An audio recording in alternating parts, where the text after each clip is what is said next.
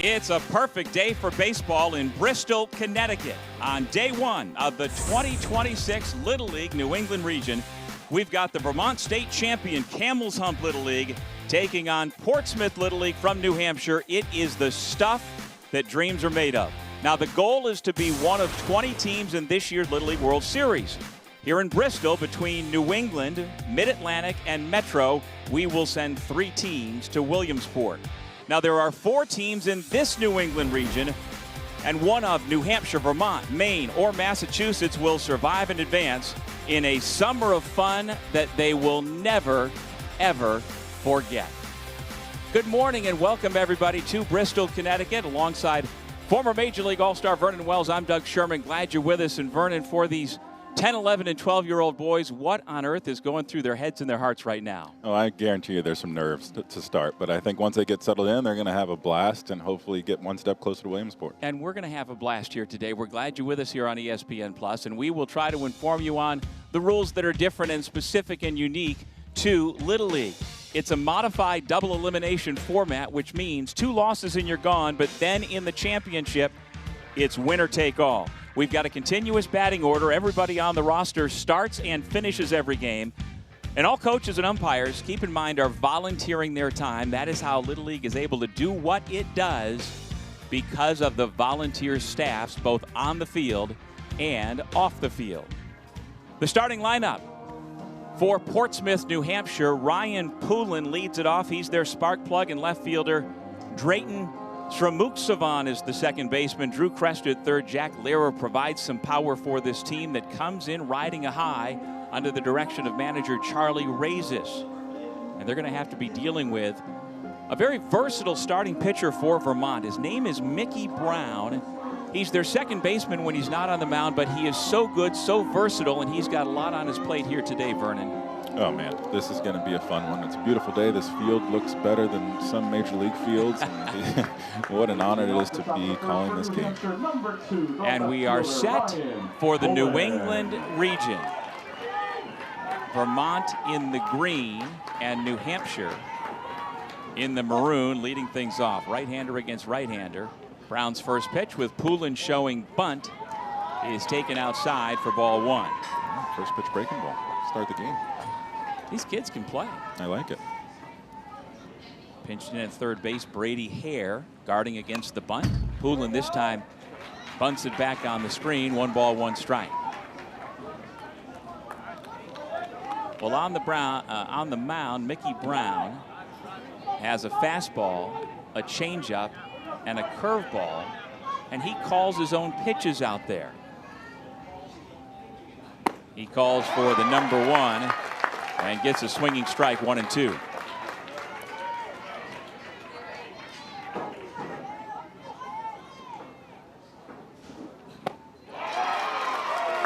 Mickey Brown has his first strikeout of the day. Love it. Going back to the fastball, sticking with it. Now batting, the second baseman, number 12, Drayton Sramuksavan. 1-2 heater.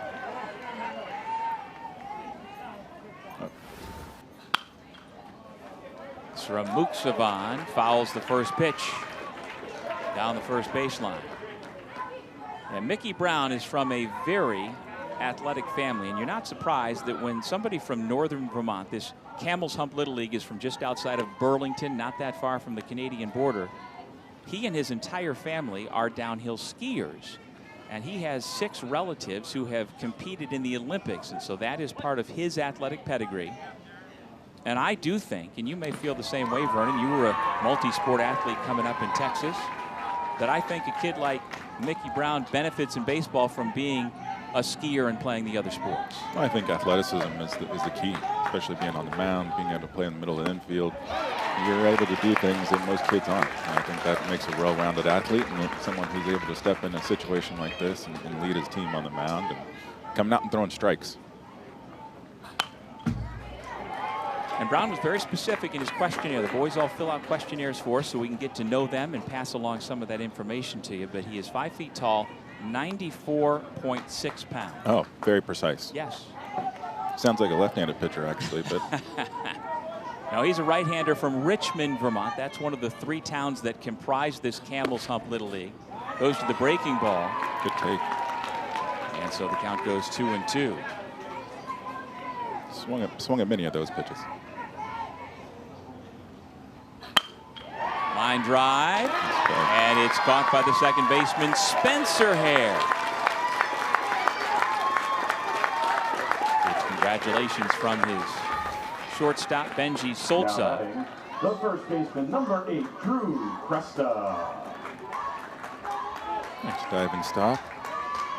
Very good. This is now getting his teammates involved. Help getting a lot of nerves out. So the infield defense around Mickey Brown. Brady Hare is at third. His twin brother Spencer we just saw at second. Another opportunity for him on the pop-up. Makes the play. 3 up, 3 down. A great start for Vermont to this New England region behind their ace right-hander, Mickey Brown.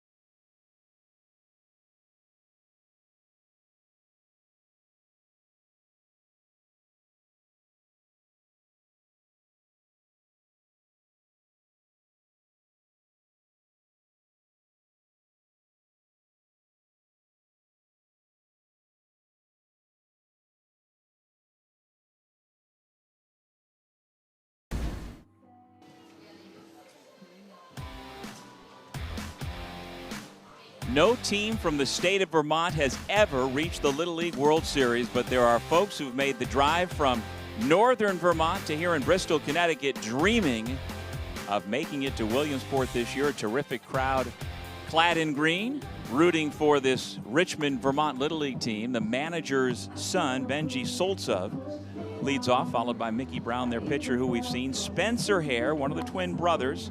We have seen him playing second base. Carson Vino, the cleanup hitter. And you'll notice there, Colton Prescott and Everett Boswell and Walker Markolevitz do not have positions next to their names.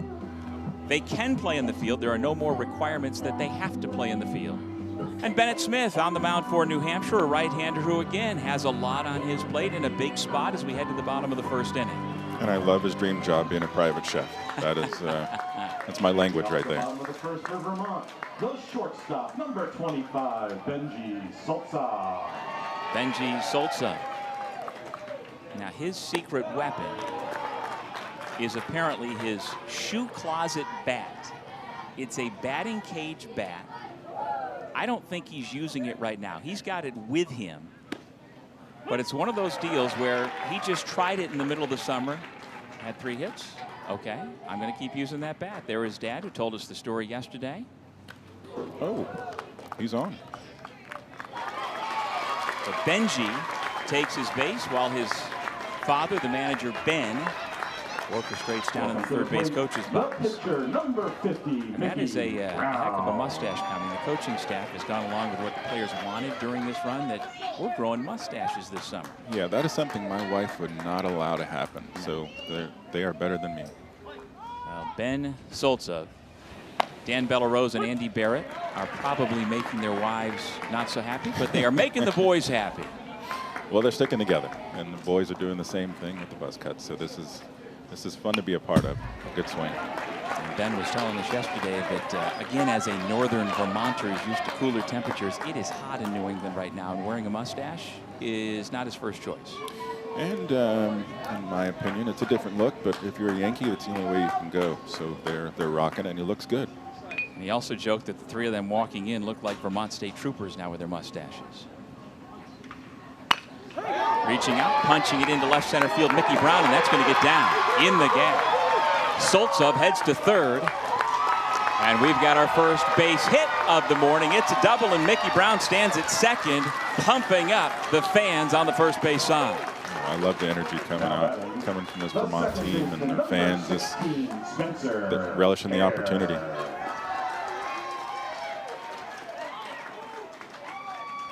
Well, yeah, I love it. Yes, this is the moment they all dreamed of. So this is great. And finding grass in the outfield is a hitter's dream. Well, you may have noticed by now that Sam Carter, the catcher for New Hampshire, is left-handed. And in the history of Major League Baseball, there have been about 30 guys, and none since Benny DiStefano back in 1989. Have you ever been, Vernon Wells, on a field with a left-handed catcher? Probably when I was about this age. Yeah. Yes, and that was the last time. So, yeah, it's not an easy thing to do from that side with mainly right-handed hitters coming to the plate, but he's doing it. Bennett Smith spikes the pitch. Here comes the runner from third. Soltsev slides in and beats the tag. Vermont scores first. Short backstop.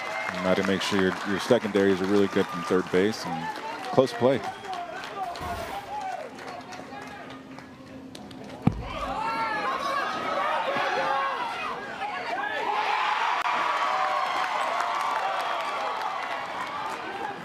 And everybody did their part in this play. Pitcher was there, catcher did a great job of getting it back, just really good base running. Smith gets it over, takes the comebacker, knocks it down, looks the runner back at third, and gets the out.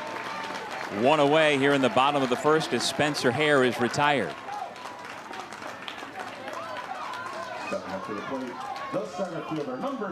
And now the cleanup hitter, Carson Vino. And we should mention that on that play at the plate, by Little League rule, when you're going forward to a base or home plate, you have to go feet first. You can't go head first. You can go back to a bag, like on a pickoff or in a rundown. You can go back head first, but you can't go forward to the next base, or else you'll be called out. So that was a good, clean play with Soltsev scoring the first run. And now Vino, number 77, at the plate. This is a big spot on the mound for Bennett Smith. He's their most improved pitcher this year, and he has been given the baseball for game one and has found trouble here in the bottom of the first. Well, he's up against a Vermont team that's looking to do something no team from Vermont has done. So he's got a tall task in front of him. But he seemed to settle down. That play just now, just being able to knock that down and keep your composure and get the guy out at first is not easy, and he made it look easy. Well, Bennett Smith, as he deals and gets his first punch out, Vino chases the high pitch, and there are two away. He has had a summer full of highlights, both on the mound and an outfield catch he made in the New Hampshire State Tournament. Now dealing with Owen Bellerose. The runner at third is Mickey Brown. He doubled and moved up on the wild pitch. Nice stop by the left-handed catcher, Sam Carter. That counts 2 balls and no strikes.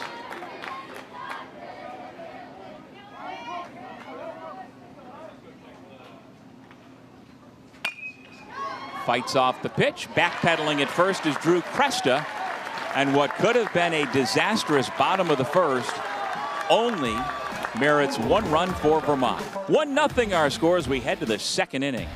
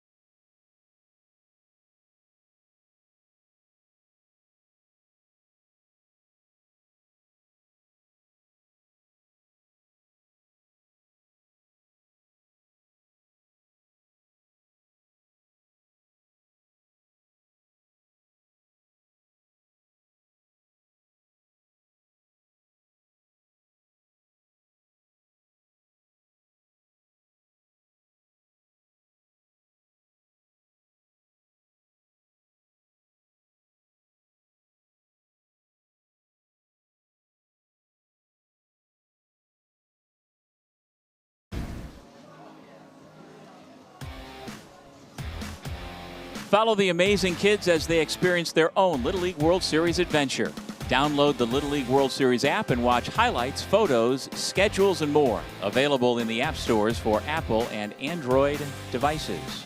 Here at the Giamatti Center in Bristol, Connecticut on a beautiful morning for Little League with Vernon Wells. I'm Doug Sherman. We mentioned the skiing family for Mickey Brown. He is from the Skiing Cochrans in northern Vermont. He has older relatives. 6 have been in the Olympics, including, well, you see his cousin Ryan Cochran-Siegel, a 2-time silver medalist. On the right, that's Levi Callens, one of his teammates, also a downhill skier. But for Mickey Brown, he grew up, he's got an aunt who was a gold medalist in 1972 in downhill skiing, and she actually taught a number of these boys how to ski. Well, I think they're going to be pretty good at skiing, and I think that's something that I've just picked up not too long ago. Really? Love doing it. Not the best at it, but it's enjoyable. I'm going to say they don't have much downhill skiing in Arlington, Texas, do they? No. And I wasn't allowed to do anything when I played, so this was taken on later in life.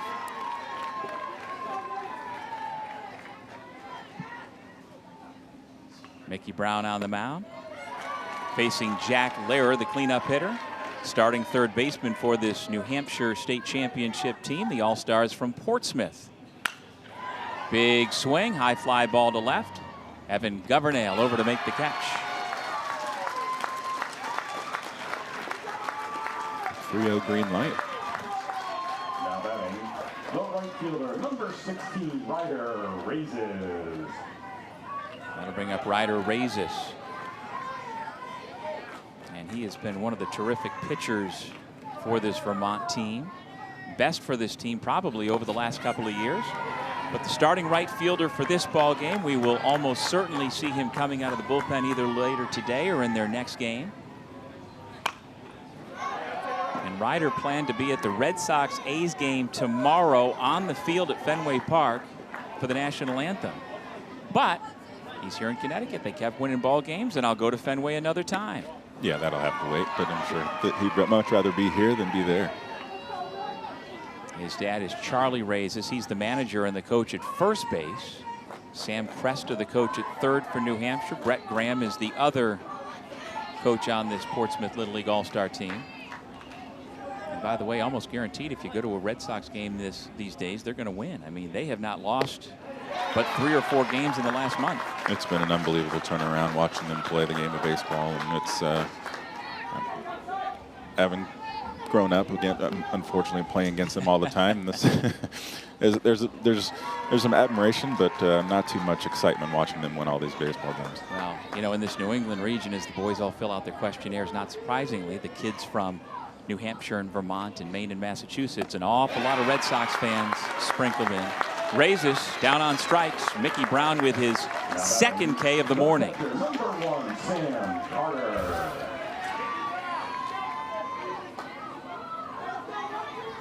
Looks like Mickey's settled in, and he's utilizing a fastball. And I think that's the best pitch in the game. If you can throw that for strikes, locate it, and he's got some velocity behind it, and he's feeling confident on the mound, you can see him. So here is that left-handed hitting catcher, Sam Carter. I mentioned Benny DiStefano, who did some catching as a left-hander in Little League. Carter retired on the ground out, and that is 6 up, 6 down for Mickey Brown. Vermont up 1-0 here in Bristol, Connecticut.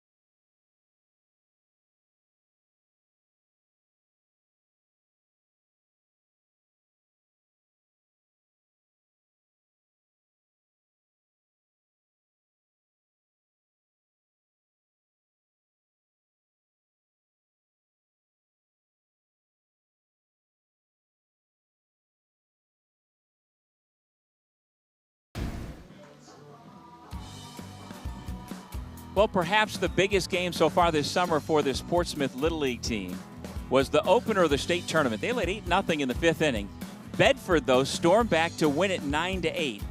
Now, they would come back and avenge that loss in the state final, but that allowed for this New Hampshire team to be humble a little bit. Understand this is not going to necessarily be a cakewalk, and they have earned their way to this regional round here in Bristol, Connecticut. Games like that can really just actually wake you up and let you know that this game is not going to be as easy as you think it is, and put yourself in the right frame of mind, and that's why they're here now. Yeah, Charlie Reyes, as his kids, also had a big confidence builder earlier in the summer as the first pitch of this bottom of the second is popped up in shallow right. It's from Muksavan back to make the play. Well done. Well done on the name. Thank you. Now batting, the third Biggest baseman, challenge of the day for a play-by-play guy, no question about it. Hare. Now Brady Hare, the other twin. We saw Spencer, who's the number 3 hitter today, Brady in the 7 hole, and they are said to be pretty much identical. So if they don't have different shoes on or different hair, it's going to be hard to tell, although Brady lists himself at 4'10", 85 pounds. Spencer says he's a little taller at 5 feet, 90 pounds.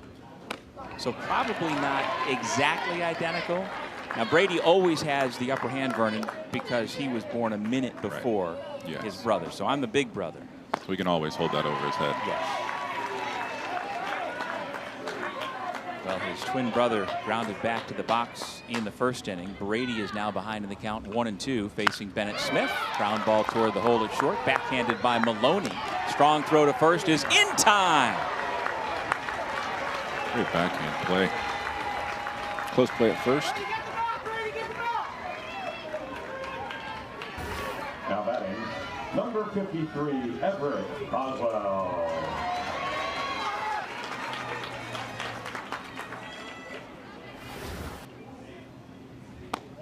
Just a terrific play at shortstop by Grady Maloney, one of the 2 voted on co-captains for this New Hampshire team. The players voted him in, along with Sam Carter, so your shortstop and your catcher are your 2 captains. And as you'll notice, we got the white and the orange bag. Orange bags for the base runners, and that's where you're supposed to step as you're coming down first base and keep everybody safe on any play that's going to first base.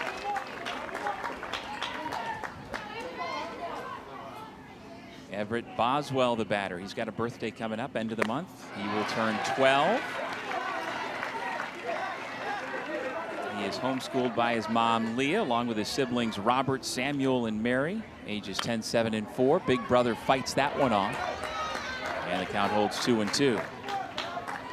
And his mom, Leah, must have some patience. In abundance. In abundance. I can't even imagine. And again, he, like so many of these boys, roots for the Red Sox. He wears number 53 because Adolis Garcia, who is now with the Phillies, is his favorite player. He's down on strikes, and that's a strong 2nd inning for Bennett Smith.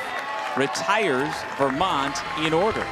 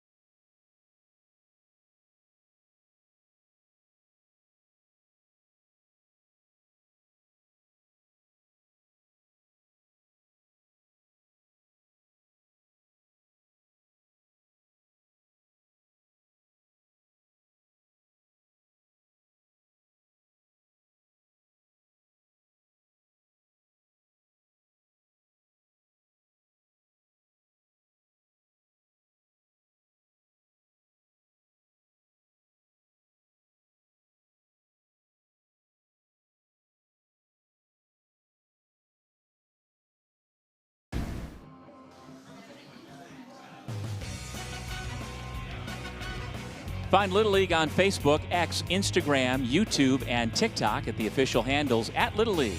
And don't forget to use hashtag LLWS. Darien, Connecticut is in the house. They are part of one of the other regions being staged here in Bristol, Connecticut this week, with lots of Red Sox fans all over the place. Well, Vermont won the state title on Saturday over Brattleboro 2-1. Mickey Brown started, was the winning pitcher, and that avenged a loss to the defending champs from earlier in the tournament. And as we mentioned earlier, for Camel's Hump Little League, this is the first ever trip to Bristol. First time they've made this sort of history for that community. And a lot of that has been the right-hander on the mound, Mickey Brown, who induces the one-hopper by Joey Coakley, handled nicely by Spencer Ware. Spencer is he's ready to play today. Making every play over there. I love to see it. He's helping his buddy on the mound. Spencer here has 2 assists, 1 put out, handled all 3 chances perfectly.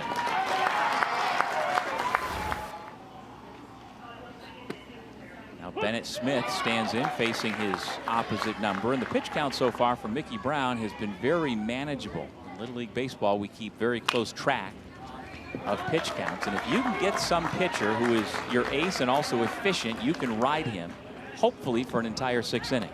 Well, I think strike one helps, and he's been really doing a great job early on the count, making guys swing the bat and trying to get ahead. So he continues this, keeps his composure. He's going to be in this game for a while. He has thrown now 28 pitches here in the 3rd inning. You can go to 85 and then finish the batter you are facing, and that is it for a given day. There's some of the other numbers. That one sneaks under the glove of Spencer Hare. Smith gets on, and he heads to second as the ball gets by the right fielder. And standing at second with 1 out is Bennett Smith. New Hampshire with a little bit of life right now. The tying run is in scoring position after a single and an error out in right field.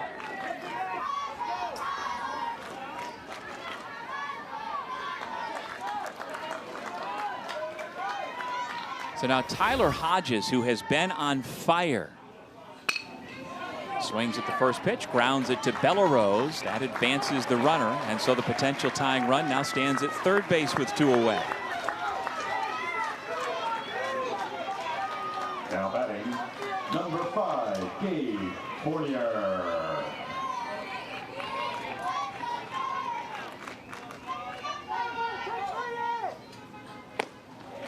Gabe Fournier chases the pitch up high for strike 1. Fournier is the 10th batter in this 12-player batting order, to be followed by Grady Maloney and Christopher Foster.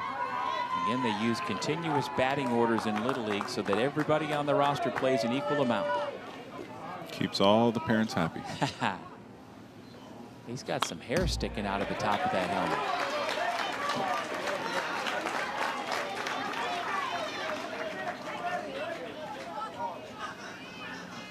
Yeah, he's definitely not gotten in on the Vermont buzz cut summer. No, I think he's just let it all go. Well, he's the only 11-year-old on the team. And when asked why he wears uniform number 5, easy answer. It was the only uniform that fit.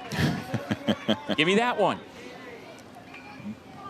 The only 11-year-old and one of the bigger boys. So he will turn 12 in early November. Oh, a good breaking ball. Mickey Brown with an 11-pitch inning.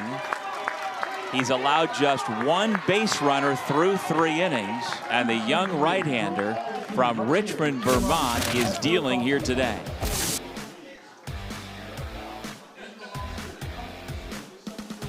One strikeout per inning so far for Brown.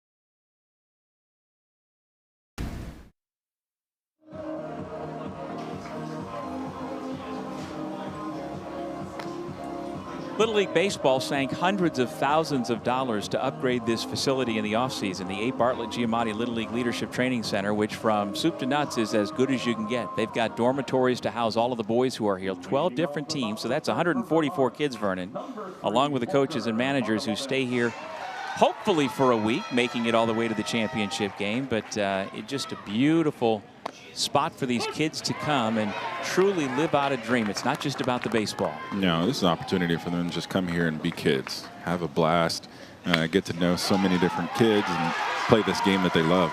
Walker Markolevitz sneaks that one down the third baseline, gets held with a long single. Nice job by the left fielder Ryan Poulin to get over and cut it off. Markolevitz. Now his name is Walker, but his buddies are calling him Walter these days because apparently one of the local newscasters up in Vermont misidentified him as Walter. So, of course, you got to call him Walter. You got to call him Walter. So he will forever be Walker/Walter Markolevitz. He's aboard with a leadoff single.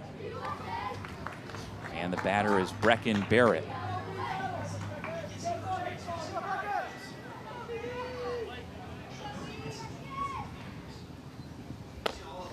And Brecken is not the biggest guy, 5'1", 95 pounds. Dreams of being an astronaut someday, but he's got some sneaky power. He's got a couple of home runs so far this year. I like the dream of being an astronaut. He must be a smart kid and loves science, so I would like to see him get a hold of one. Although he's a Yankees fan, do you hold that against him? No, not at all. Okay. No, I know I'm in Red Sox country, but I'm a closet Yankee fan. Really? Yeah. A decade in Toronto and you say you're a closet Yankees fan. Long story behind it, but being able to put the pinstripes on for 1 year, even though I wasn't the best player at that time, there's just a different feeling of putting the pinstripes on. It was the first time I put a uniform on and had the expectation of winning just by putting it on. So there's the history that goes on in an organization is different.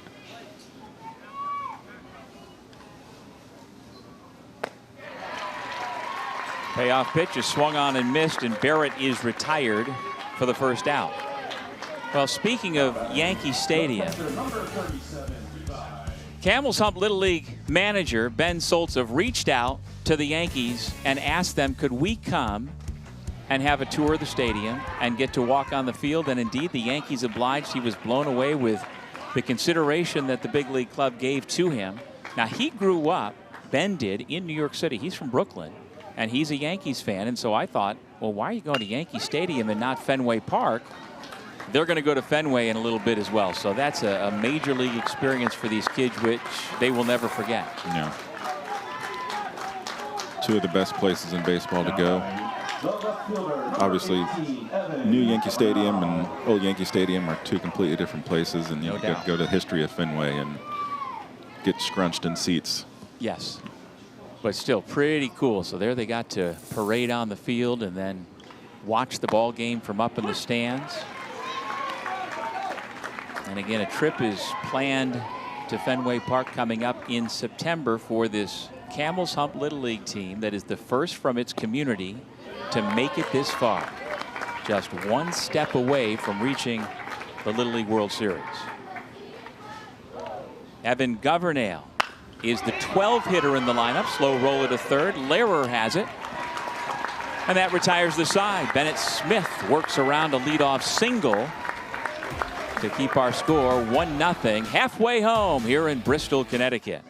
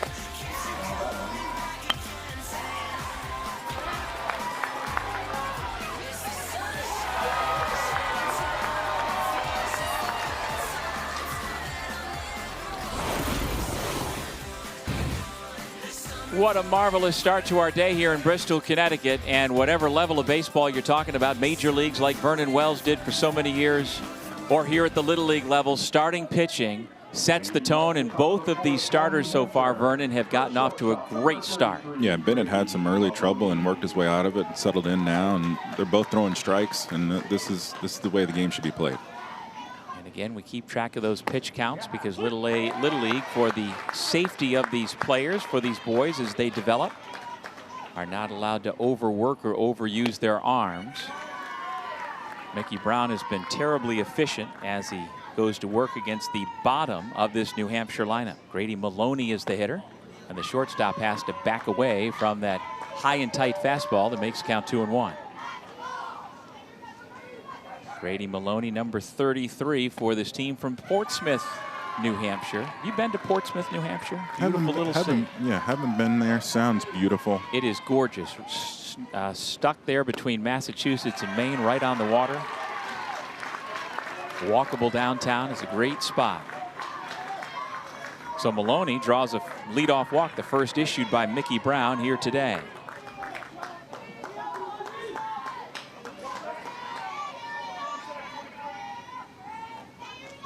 Now Christopher Foster, in spite of batting in the 12th spot, his manager says he's the most improved hitter on the team, but he bounces into the 6-3 double play. Benji Soltsev with a terrific play at defense.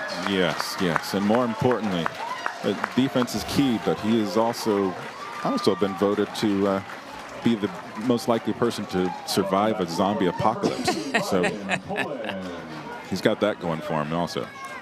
I'm not sure what qualifies you to be the person who is most likely to survive a zombie apocalypse. Do you know? I'm going to guess that he is. He's a scrapper. That's what I'm going to go with that one and say that he's not afraid of anything. Because if zombies were approaching me, I don't know if I'd be voted most likely to win in that. I'd be trying to outrun him. Yep. Don't be the slowest person in the room. Exactly. Well, Benji at shortstop. Again, the manager's son makes a terrific play. He most looks up to his dad. And his dad says his son Benji is who motivates him. And again, we had a marvelous conversation yesterday with all the managers here in Bristol. We appreciate their time, and for all of the family members supporting their boys getting here and filling out the questionnaires for us. Mickey Brown misses up, facing Ryan Poulin for the second time. He struck out Poulin to begin the ball game back in the first. And he does it again here in the fourth. A leadoff walk erased on a double play, and then a quick strikeout, and Mickey Brown continues to be in cruise control for Camel's Hump Little League, the state champions from the Green Mountain State.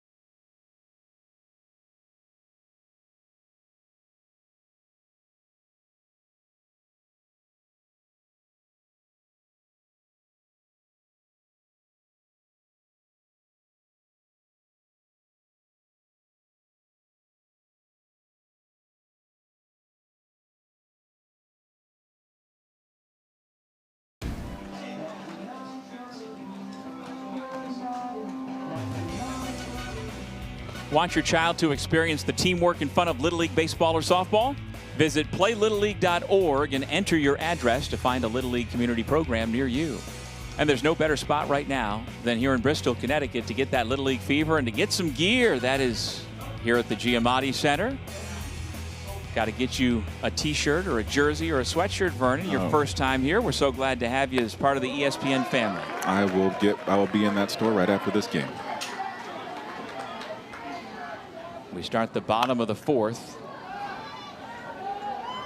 with the top of the order for Vermont. Benji Soltbev, who was hit by a pitch and came around to score. You see his favorite celebrity is his dad, and we just talked about their relationship. One inspires the other. They spend so much time together, and baseball and sports in general is a huge part of that. Yeah, there's opportunity for just to build relationships with your kids. And when I got done playing, I got to coach my boys until they finished high school. So those are memories you'll never forget. No doubt. And you know, his dad, Ben, was born in Ukraine, and the family, when he was 7, immigrated to Brooklyn, and his parents were not advocates of playing sports, so he did not play baseball growing up. And Ben told us yesterday that his mom and dad, his mom especially, have come around as they have seen their grandson play at this level and now play on ESPN+. And so Ben didn't say his mom was going to make the drive up from New York City, but he didn't say she wouldn't. He said, I wouldn't be surprised if we win a game. Mom is as big a fan as we have. And again, the benefits of youth sports, we could spend the entire broadcast talking about them. Oh, yeah. And I think as a grandparent and getting to see your grandkids just love the game and love doing what they're doing and have so much fun with their teammates, yeah, you start to embrace it. Here's the dangerous batter, Mickey Brown, who doubled to the gap his first time. Runner goes. Carters throws a good one. And the tag is in time. Grady Maloney, the shortstop, able to apply it. And Soltbev is retired. Who says lefties can't be catchers? Yeah, I mean, I think he's trying to redefine the game, redefine the position. But yep, left on time. And a great tag by Maloney. You can't leave the base until the ball reaches the plate. That's why he left when he did.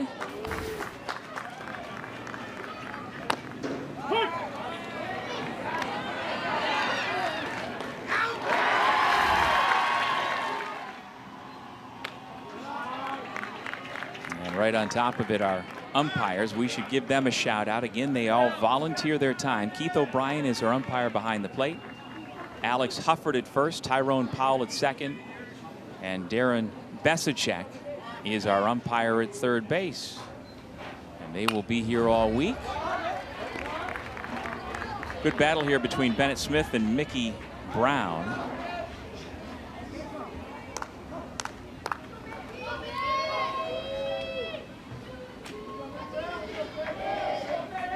Smith gets a new baseball from the home plate umpire, Keith O'Brien.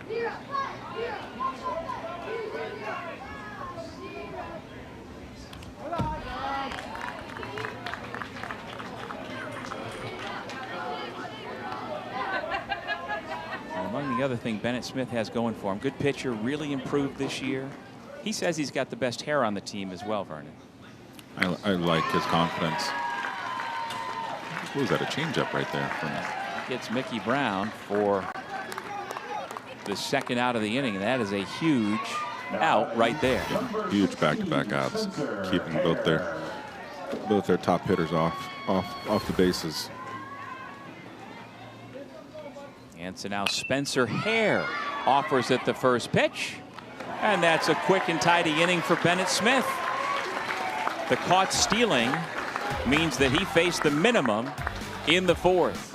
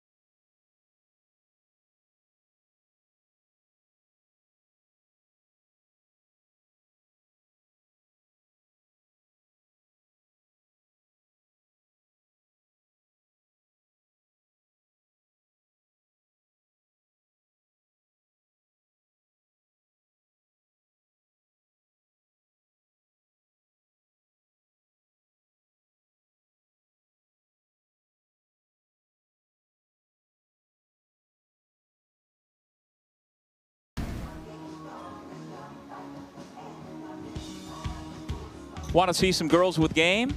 Tune into an exciting summer of softball and visit littleleaguesoftball.org for great content, information about starting a softball league, and more. This is the first of our 2 New England region baseball games here today. Just arriving, the Gray New Gloucester Raymond Little League from Maine. 3 small towns in southern Maine, all arriving here in Bristol yesterday, dreaming of making it to the Little League World Series in Williamsport. We'll have their game for you coming up at 1 o'clock against Massachusetts here on ESPN+. As we head to the 5th inning, along with Vernon Wells, I'm Doug Sherman. Vermont with a 1-0 lead. There's the region: Richmond, Vermont, Portsmouth, New Hampshire, Gray, Maine, and Bridgewater, Massachusetts. One of those 4 teams will be heading to Williamsport when it's all said and done.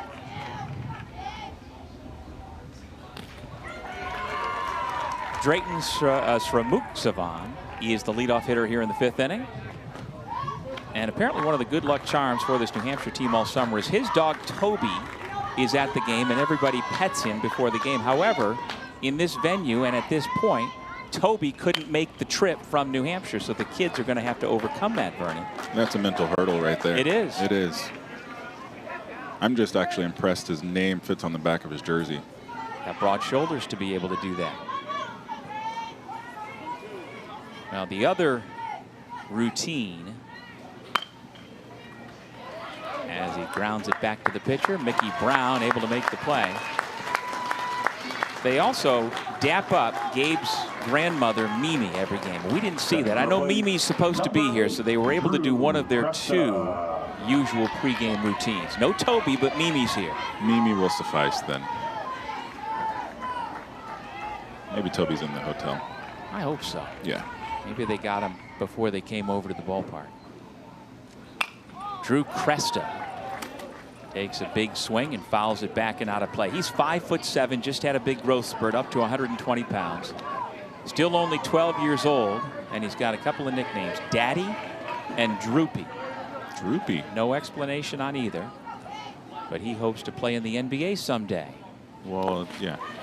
He looks the part of a basketball player, being 5'7" at this age. Kind of stands out. He does. He lists Jaylen Brown, now of the 76ers, and LeBron James, also now of the 76ers, as 2 of his favorites.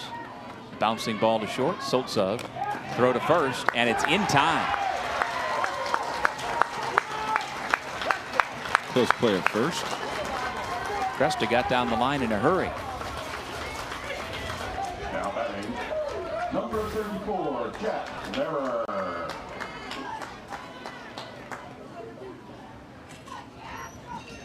And we may have a challenge here, although on the replay, Looks to be out. looks like they got it right.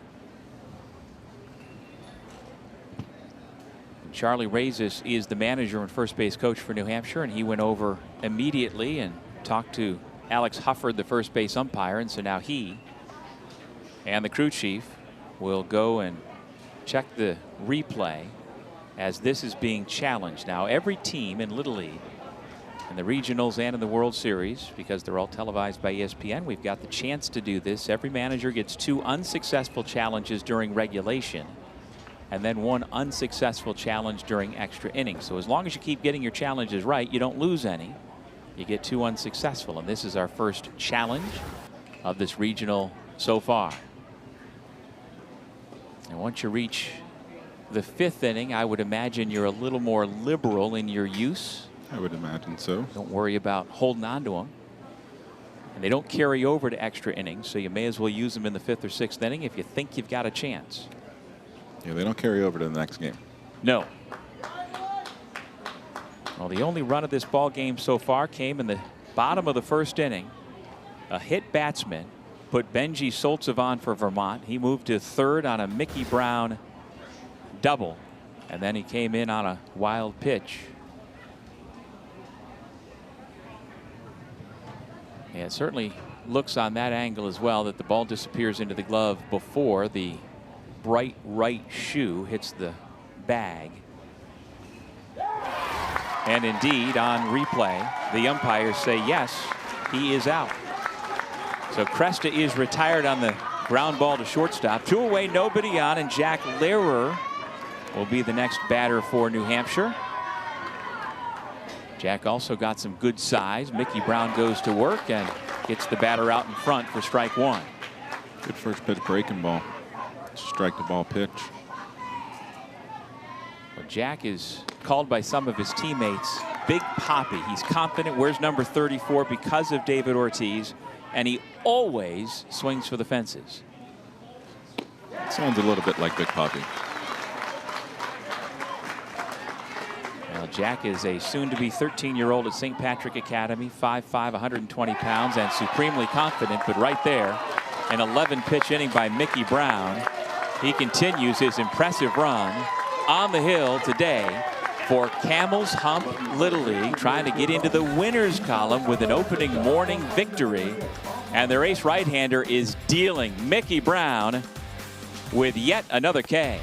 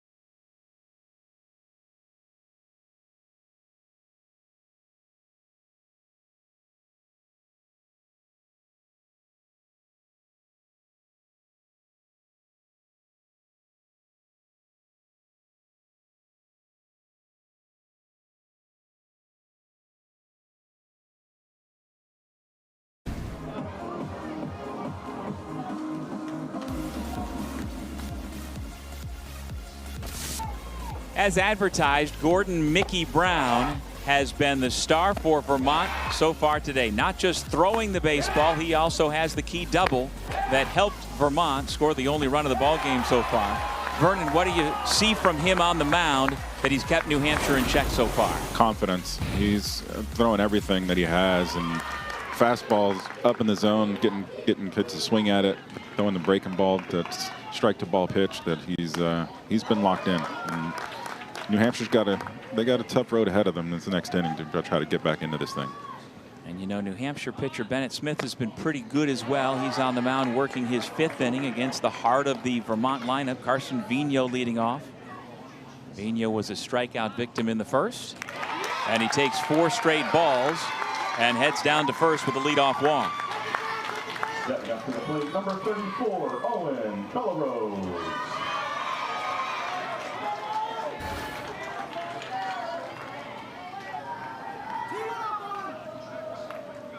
Leadoff walks. He's done a good job outside of the first inning of not allowing that to hurt him. So let's see if he can continue that. Well, he walked the leadoff hitter in the 4th and was aided by Sam Carter's strong throw to gun down the would-be base stealer. Now he's going to try for the 2nd straight inning to work around a leadoff walk. The batter is Owen Bellerose, another of the Red Sox fans from Vermont.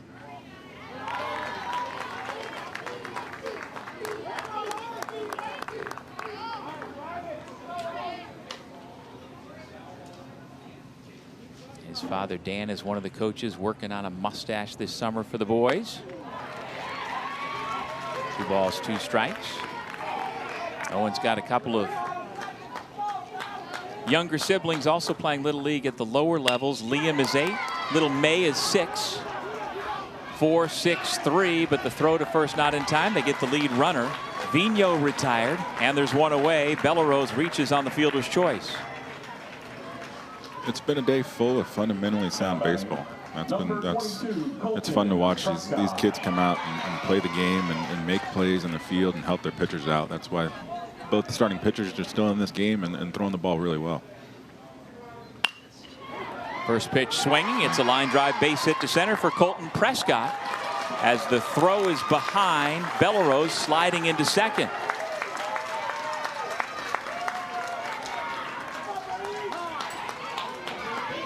Most pressure we've seen Vermont put on them since the first. And just the third hit allowed by Bennett Smith. And so now with traffic on the base paths, out goes Charlie Reyes to talk to his starting pitcher Bennett Smith. And with the center fielder Joey Coakley playing where he was, there actually was a chance to get the force out at second, but good hustle to get in there by Owen Bellerose. And we now will have a pitching change. Bennett Smith has given way. And while Drew Cresta warms up, we'll take a break and come back to Bristol in a moment. Pitching change for New Hampshire.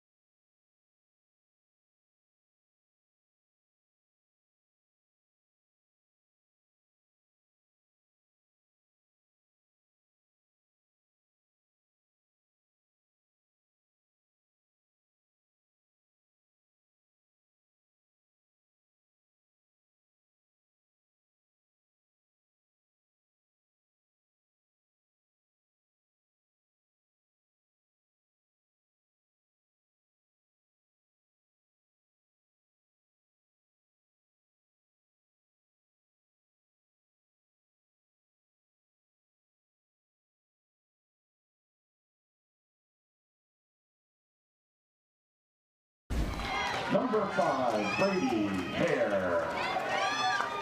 There's the final line for Bennett Smith, the starting pitcher for New Hampshire, who threw 65 pitches and has given way to Drew Cresta on the mound with a couple of runners on here in the fifth.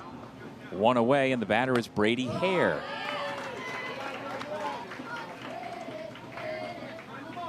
And the key for Bennett Smith is that his manager brought him out of the game after 65 pitches, all with the eye on the pitch counts and the pitch limits.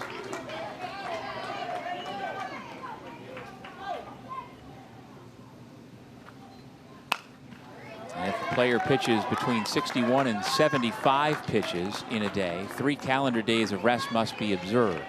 And with each threshold, you have to sit out a little bit longer. The most you can throw in a day is 85. And Drew's coming to the game pumping strikes. It's not easy to do. Coming in the middle of the big inning right here. Well, he's the fastest kid on the team, also leads the team in home runs. Loses that one, goes to the backstop, going to have a play at third base. The throw once again from that left-handed catcher is on the money. Sam Carter guns down Owen Bellerose for the second out. Vernon, you mentioned earlier there's not a lot of space behind home plate, and that was played perfectly by Sam. Perfect play. Got the bounce. As a base runner in those situations when the backstop's short, your secondaries have to be really good, and it's harder in this little league because with no leadoffs. Brady Hare works a walk. So again, runners at first and second, now with 2 outs. Now batting, number 53, Everett Boswell. Here's Everett Boswell. He's up there swinging.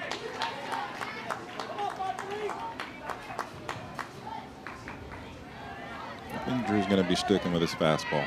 The breaking ball was the only one he threw that hit the backstop. So if I were a hitter, get ready for the fastball and swing it.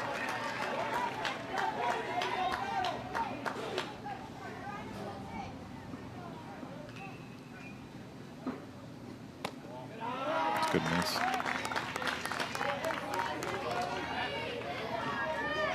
And like you said, he could fly. He got down first base really fast. Pitch gets away, but not far enough for the runners to advance. 2 balls, 2 strikes, 2 outs, 2 on here in the bottom of the 5th in a 6-inning regulation game. This is the opener of the New England Little League region. Chopper to second. It's from Mook Savan, able to make the play and retire the side. So the combination of Bennett Smith and Drew Cresta combined to put a 0 up on the board. We head to the 6th inning with Vermont on top.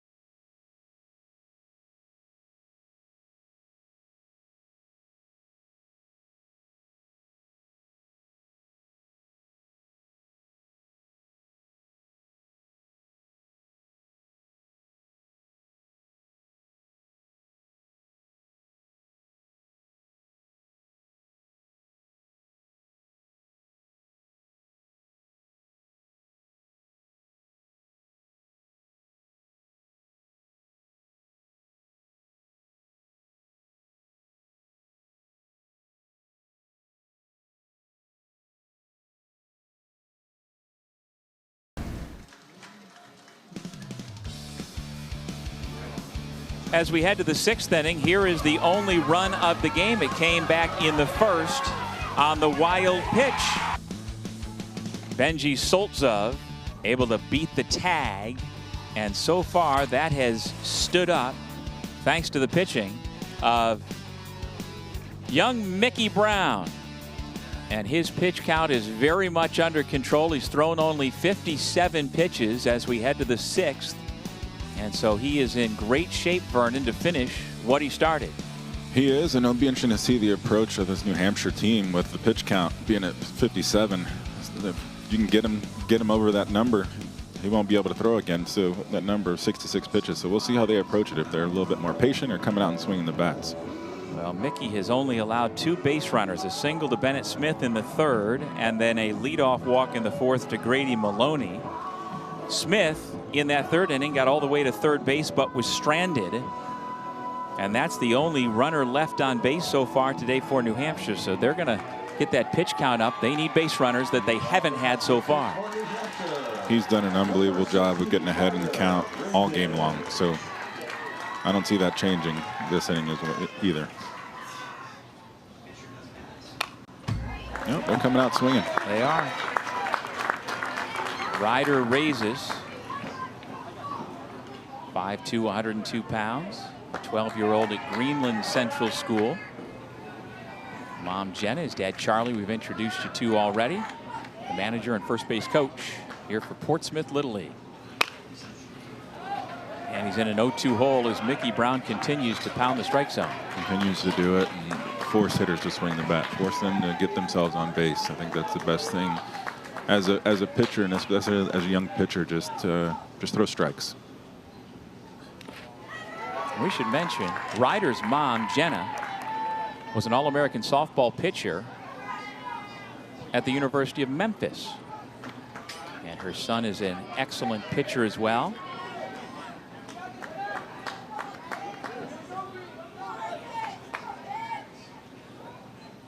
Brown goes to the breaking ball and misses up.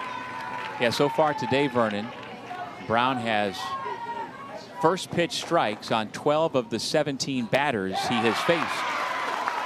And he continues his streak of 1 strikeout per inning. He is now 2 outs away from dropping New Hampshire into the elimination round. And continues to go to the fastball up. I think that's been his out pitch. And most of these strikeouts is getting hitters to just chase that ball up in the zone, and been there, and it's a hard one to lay off of. Sam Carter trying to bunt his way aboard. It's foul. Sam is one of the 2 co-captains for New Hampshire. The 2 most mature boys on the roster, according to their manager. And Sam's the more vocal of the 2, along with Grady Maloney. Sam's just looking to reach base as the potential tying run. 1-1 pitch from Brown. Off the inside corner, 2-1.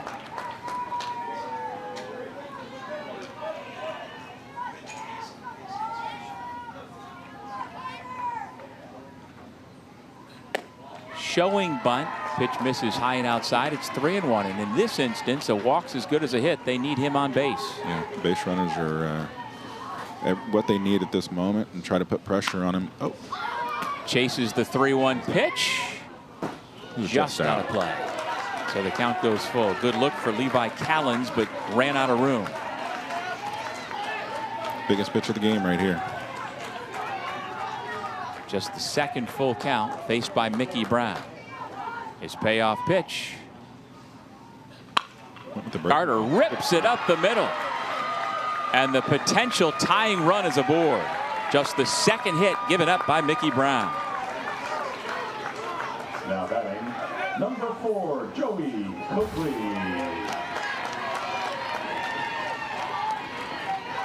Got himself a hanging breaking ball. Stayed through it.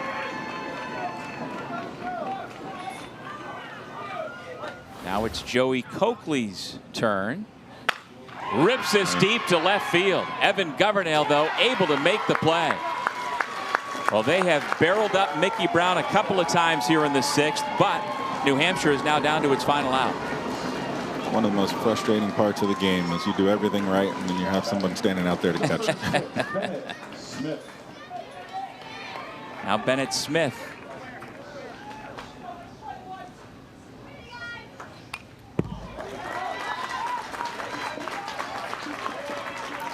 When you got a pitcher on the mound who's just effective, just getting first pitch strikes, forcing teams to swing the bat, and not finding holes, this is what happens. You get yourself in a situation where there's a bunch of zeros on the board, and defense behind you is playing well.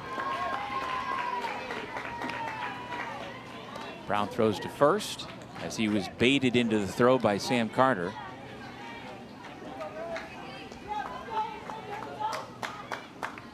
Now the 1-1 pitch. Smith swings and misses, and New Hampshire is down to its final strike.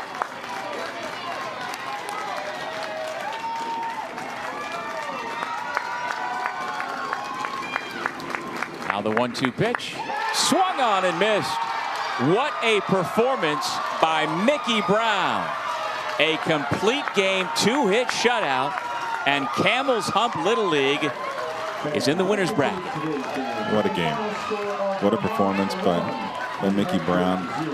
And finished it the way he has been finishing most innings, with a punch out.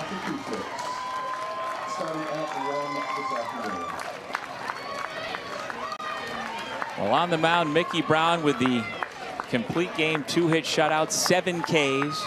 And at the plate, he had the key big double in that 1-run rally in the 1st inning. And so now with that, he can pitch Thursday if Vermont gets to the championship game. Again, it's all about keeping track of those pitch counts. They didn't have to dip into their bullpen, so for their next game, the entire pitching staff outside of Mickey Brown will be available. That's the way it happens. Stay below 85 pitches, you get a chance to throw again later in the week. And he will have a chance, probably at second base, to play Monday at 9 a.m. on ESPN against the winner of our next game between Maine and Massachusetts. That is scheduled for a 1 p.m. start, which you can also see here on ESPN Plus. But congratulations to Vermont. New Hampshire drops into an elimination game. They will play at 4 o'clock Eastern time tomorrow. Gordon Mickey Brown, the star of the game for Vermont. This speaks volumes right here. Punch out after punch out. Fastballs up, breaking balls working. He was locked in from pitch 1, and you could see the confidence in him from the start, and it continued all throughout the game until that final strikeout. And the energy that he had and the passion that he was playing with, this is what this game's all about. Well, the young man calls his own pitches, and he delivered here this morning. For Vernon Wells and our entire crew, I'm Doug Sherman. Thanks for joining us for Little League Baseball on ESPN. Our next game from here in Bristol, Connecticut features the teams from Massachusetts and Maine coming up at 1 o'clock here on ESPN+.